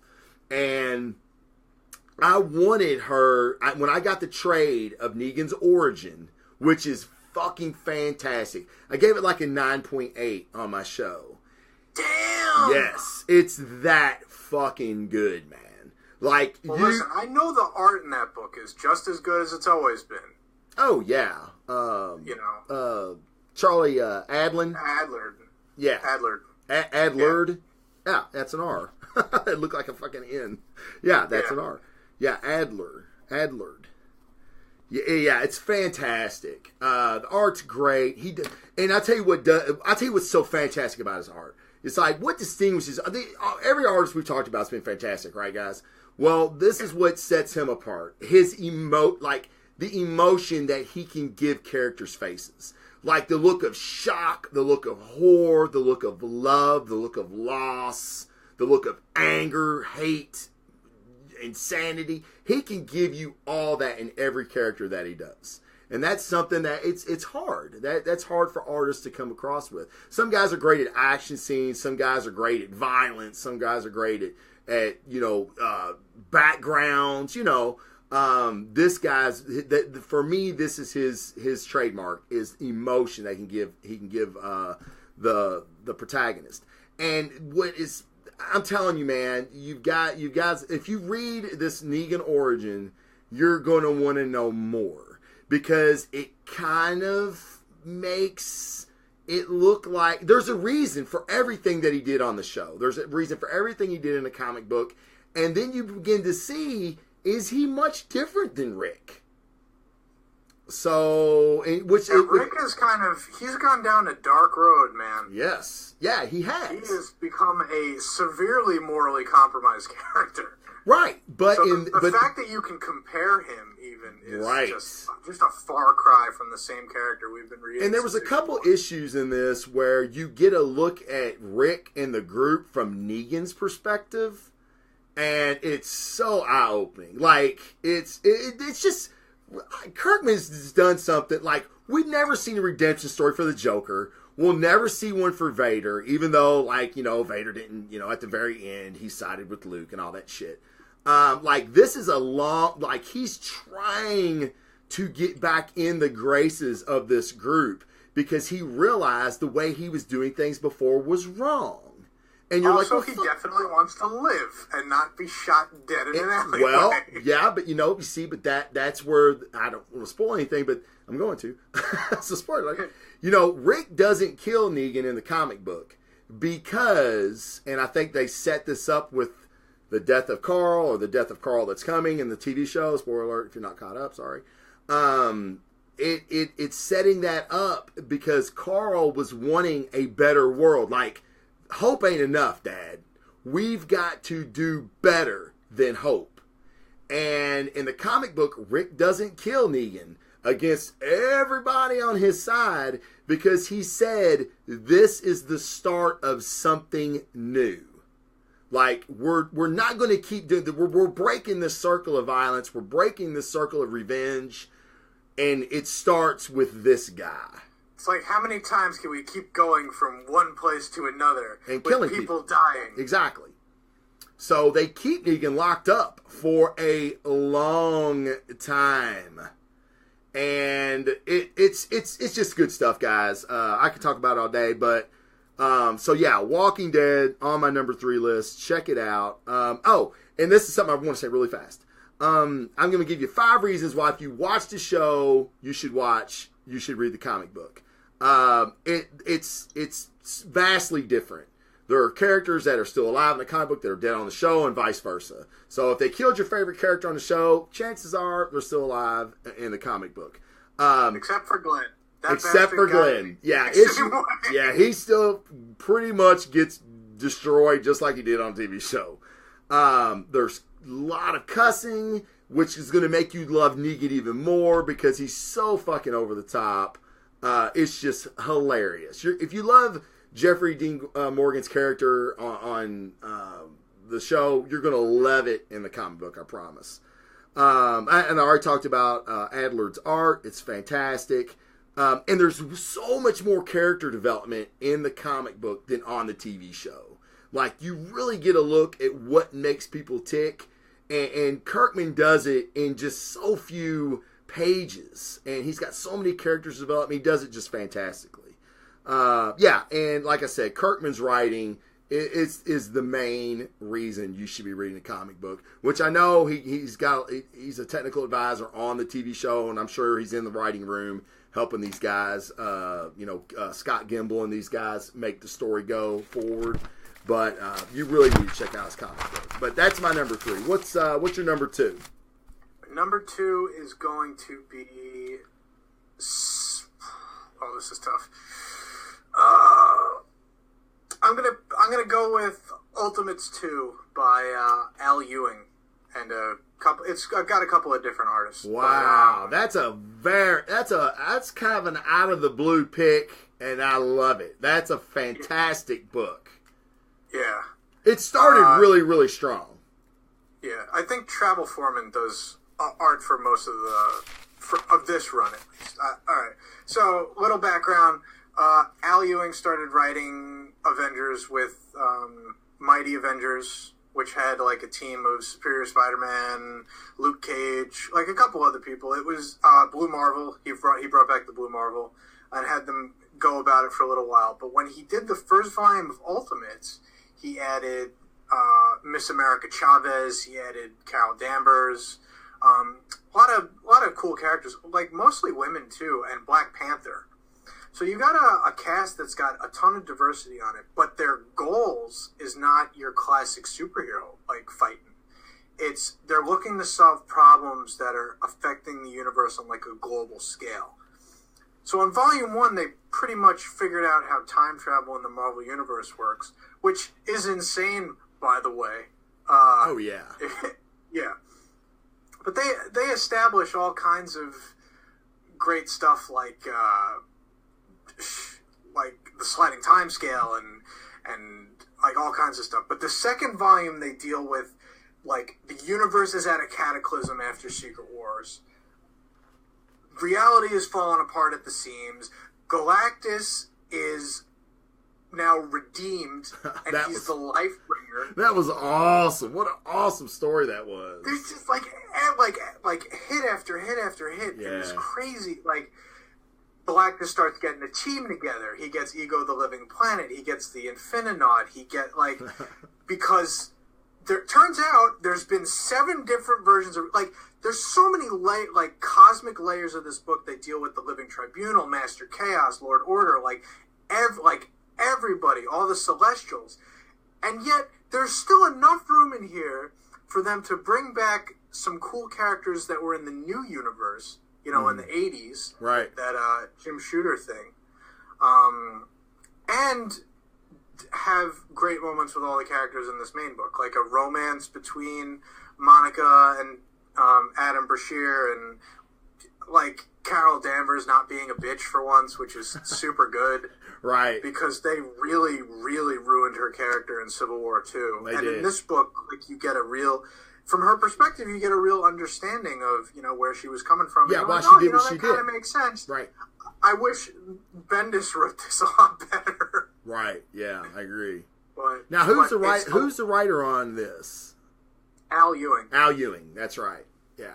Yeah. I met him at New York Comic Con this past year. Very humble, unassuming British guy. But he knows his stuff. Like, he put the work in, and he's kind of like the new Hickman. Right. I would say. Yeah. Hickman that's a did good all one. this huge stuff in FF. Yes. Yeah. Yeah, that's a great. No, it's man, I love that pick. That pick. I'm really pissed off at myself. I didn't put that in my honorable mention, because that is a really, really good book. If you guys are really like, I've had a lot of people come up to me about wanting to know about the Infinity War and Thanos and all this cosmic stuff. It really gets in the weeds when you get into the comic version of the Infinity Stones, and like Casey said, these layers of the cosmic beings that kind of rule over the Marvel Universe. But the Ultimates do it so well. And like he said, they interject new life and new characters into this. And they kind of like rewrite things in a way since Secret Wars was over. So yeah. The cosmic hierarchy is fair game for anyone to take charge. Right. And that story really is not over yet either, though, right? Like, there's still some stuff to play out. There's lingering things, but it mostly polished off. I think it was, they did a 100 issue. Mm-hmm. Out of Legacy, they did all the back numbering. Yeah, I don't know if I've read that yet then. Yeah, it was the final issue is actually kind of interesting, because basically the Ultimates become Galactus's, team. Right. Okay, maybe I did read that. He more or less takes on 9 heralds to kind of help him fix reality when all these multiverses are converging and stuff, and they go up against the original Ultimates in this issue and the Maker, who's the original. I did see that. Reed Richards, the evil Reed Richards. Oh, who's the best? It was awesome. Reed Richards was never so cool as when they did that to him.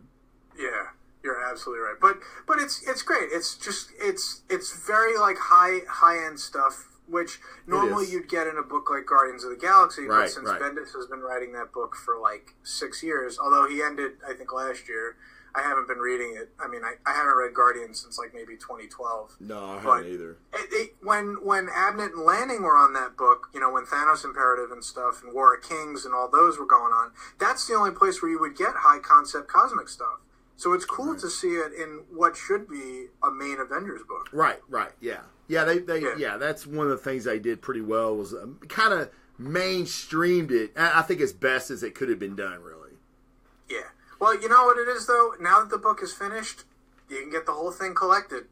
Yeah, that'd be a great trade paperback for anybody to have. Like I'd like to have volume 1 and 2, a total of 24 issues. Yeah, perfectly solid, done in one, self-contained. Yeah, that'd be a good trade to have. I think I need to get that. You know what? I'm gonna write that fucking down. I need to get that. All right, but where are you gonna get it from? What do you mean? Is it not out? It's your perfect time for a shameless plug. Yeah. If you talking about the Zone? Yeah, man. Yeah, or your local comic book shop that you love. Yeah. I was actually, that's funny you say that because when I was writing it down, I was thinking I need to text Dan after the show and see if he's got it. Yeah, if you're in the Louisville area, the Zone Comic Shop, guys, it is by and far one of the best comic shops, the best comic shop you'll go to in this area. It's a fantastic shop. If you go in, it's on her lane. Go in there, check it out. Tell Dan that I said Marcos in the chat going, the Zone. What is with me in the collector zone, the Zone? I need to maybe change the name of the show. But yeah. Zone. Yeah, right. All kinds of zones. All kinds of zones going on. But yeah, that'd be a great trade to have. We need to come up with a commercial. We need to do a commercial. All right, my number 2. We're at a minute. We're at an hour 21, so we need to get to moving. Darth Vader, my number 2, which is like what? What's number 1, dog? But number 2 is Vader. What is this book about? Well, basically, Vader is still in the doghouse from The Empire Strikes Back. And the Death Star blowing up. The Palpatine's still pissed off at him because he failed him. He's basically taken his lightsaber away and said, go get your fucking own, bro. And so that sets Vader on a mission to find a lightsaber, a crystal, and we get a lot of canon-changing stuff in this comic book. Let's see here. This is in this book. I don't want to throw in a correction here. But please. It's after Revenge of the Sith. Is it after Revenge? Yeah, because it's still the Jedi Purge. Okay. Well, what did I say? I said after Empire Strikes Back, didn't I? Yeah. Yes. After Revenge. Yes, it is after Order 66. Doghouse, though, yes. Basically, he's fresh off the operating table. Right. And that is a big theme in this book is Vader coming to terms with this new body, this new droid body that he has. And when I say, some canon-changing stuff, maybe not changing, but we actually find out that what makes a Sith lightsaber red is, we always thought, well, it was just a red kyber crystal or a red crystal that they used. Well, when we find out from Rogue One that these kyber crystals are actually kind of sentient crystals, and the Force, the dark side, actually makes these crystals bleed, which is what makes the lightsabers red for the Sith. Which gotta just pour that hate into this crystal. So cool, man! What a great fucking idea. But one of the best things in this issue is in issue 3. Vader battles a Jedi, like maybe well, he's not the last Jedi, but he's a Jedi exile. He's a Jedi exile. Yeah, it's a self-imposed exile. Like he's contemplating his role in the Force. So he's kind of like said, "Fuck it, I'm gonna leave." I don't know if he if he's thinking that the Jedi, like being generals in this Clone War, whatever, was a wrong thing, which we kind of get that in the Mace Windu book too. And he's kind of like taking himself out to contemplate, meditate, whatever the fuck Jedi do in exile. But he's a bad motherfucker. And that's another thing that this book that does that the first two volumes really didn't do for Vader was, he's this unstoppable machine, right? Like, he's just unkillable. He's a destruction monster. Well, in this book, he's kind of not. He is still getting used to his robot body, and he's not the badass that he is soon to be. He is still hugely badass, though. Oh, yes. Huge. And yeah. this Oh, book yeah. does not let you forget it. No. Like, people talk about that scene in Rogue One all the time. The end, the last 5 minutes. And they're like, oh, my God, the best moment in cinema. And it was a fantastic moment for me as well. But I'm kind of like, I've been seeing this bad motherfucker every month for a couple years now. Yeah. And it's in his comic book. And that's what makes this comic book so fantastic, is it shows you the badassness of Vader that you always knew he could be, but you really never got in the movies, in my opinion. Because they can't move like the way they do in this. Oh, right. Yeah. And again, comic books can give you all that backstory, that character development. And we get a lot of that in this issue, or this story with Vader. Like, when Infila destroys, spoiler alert. Pushes him off a mountain. Yes. I mean, he's basically like, you're the guy that took the Jedi out? Like, fuck, dude, I just whooped your ass. And then Vader uses the Force and, puts his body back together with, battle droid, training battle droid parts. It's just so awesome, man. And then when he finally confronts Infila again, you really get to see Vader embracing his hatred of even himself, I think. It's just really good shit, man. Yeah, but like you said, the highlight of this book is in issue 4, when we find out how, you turn a lightsaber red. Yes. Yeah. Because he goes on this spirit quest where, since he kills Infila and takes his lightsaber, he has to corrupt this already good crystal. Right. So on top of having to pour his hate into what might be like a blank crystal or something, he has to overpower the will of a Jedi. Right. Yeah. Yeah. That's a good point. Yeah. And he goes through this spiritual journey of redemption in his own mind. Right. Right. Killing the Emperor, meeting Obi-Wan again, begging for forgiveness, and he just spins it around, and he's like, no. Right, and all the regret, all the shame, all the guilt, he just pumps it into this crystal. Yeah, it was kind of like a moment where he could have turned again, right? Like, he could have, he very well could have went to the light side, even after everything that's happened to him, and at the last possible, because I was kind of like, man, where's this fucking going? And at the last possible moment, he's like, no, and then it's just like this. He's just committing to that hate. Yeah, Giuseppe, how do you say that? Camicoli. Man, I tell you what, I'm not a fan of how he draws Vader's armor. He makes him more rounded instead of angular, I think. But his fight scenes and everything else, I mean, it's a small pick because he does a really good job. In that scene where he's pouring the hate out and just the energy that he puts in those panels is really fantastic. And Charles Soule is just, he's killing every it. Issue is hit after hit. Right after that, we see the Grand Inquisitor from Rebels, and they fight. Yes. And then we get the old librarian from Attack of the Clones. That might be my favorite storyline right now. I love the Infila stuff. I love the Kyber Crystal, but this librarian that you actually seen, you seen her in, was it 2? Episode 2? It was Clones. Oh, was it Clones? Okay. I mean, no, wait. She was in the movie. She was also in the movie. Yeah. Attack of the Clones. Okay, so episode 1. Oh, 2.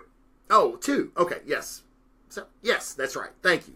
I was all fucking confused.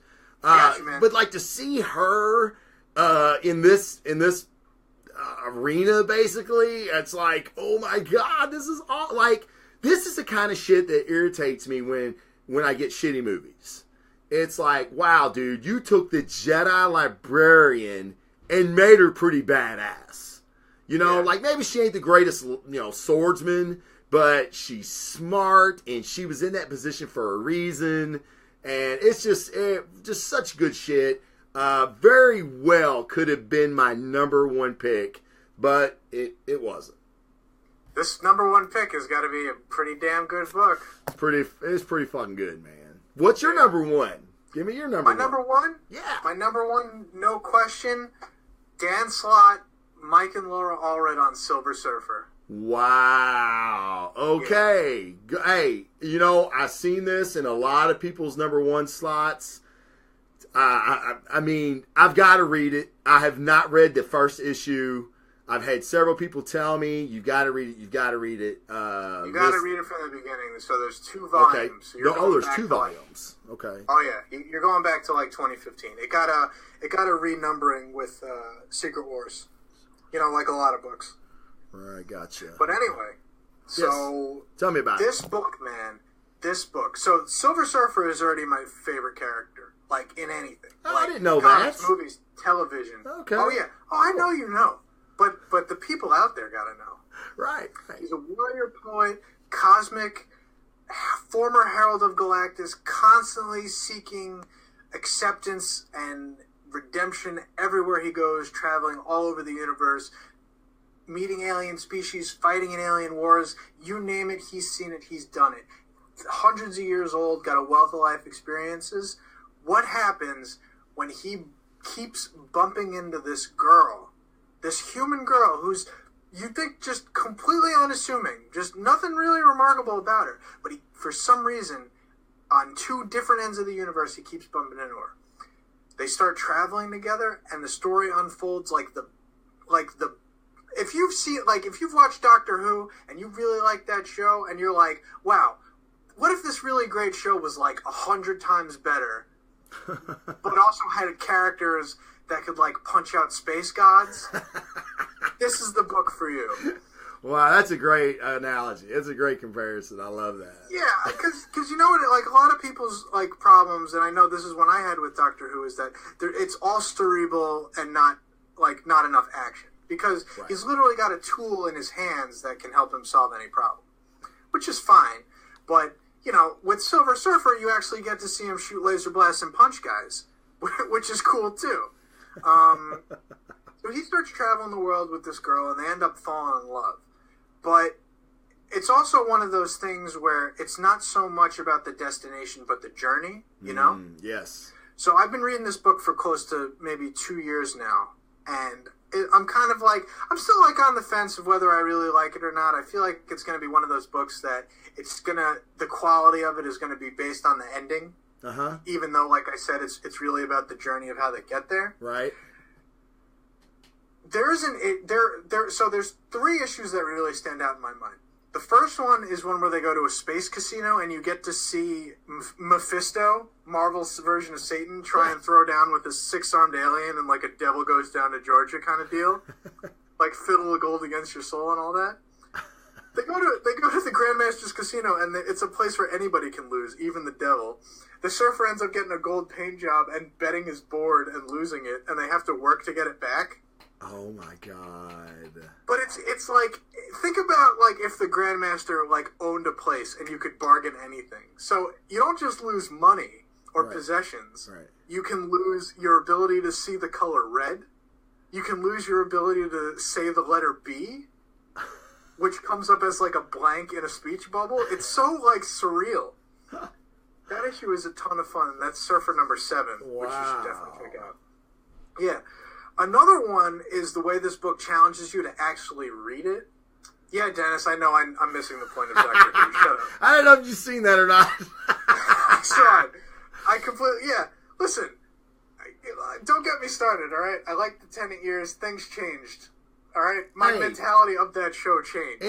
Anything can be solved with the applicable amount of violence. I mean, history has shown it many a time. So yes, Doctor Who not being able to punch out space gods, it matters, Dennis. It matters. Yeah, a little. Anyway, a little. Really. So this other issue, Surfer and Dawn, his girlfriend, are trapped in this time loop. And the way that you read the comic is in like one of the Infinity sort of Mobius strips. Like all the pages are a double page spread, but they continue into the next spread. Imagine instead of reading, like, you know how you read from like